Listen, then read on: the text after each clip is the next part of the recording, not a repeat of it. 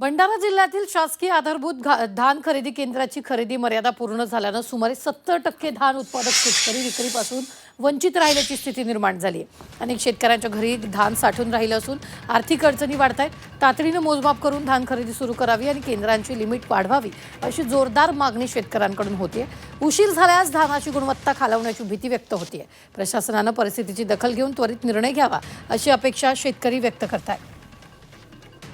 शासनाने लिमिट कमी केली, म्हणजे जी लिमिट असते शेतकऱ्यांची धान देण्यासाठी ते कमी झालेली आहे। त्याच्यामुळे शेतकऱ्यांचे धान असे पडलेले आहेत केंद्रांवर।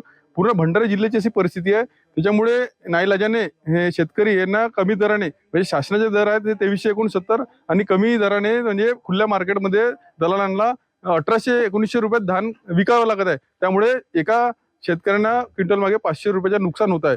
तर ही शासनाने शेतकऱ्याची थट्टा बंद करावी, जेणेकरून शेतकऱ्यांना त्याचा कुठेतरी फायदा झाला पाहिजे। शासन ही शेतकऱ्यांची असल्या पाठीशी असल्या अशा पद्धतीची कुठेतरी भूमिका घ्यावी आणि हे लवकरात लवकर शेतकऱ्यांचे धान मोजमाप करण्यासाठी लिमिट वाढवून द्यावी, उद्दिष्ट वाढवावे, ही मी त्यांना एक विनंती करतो।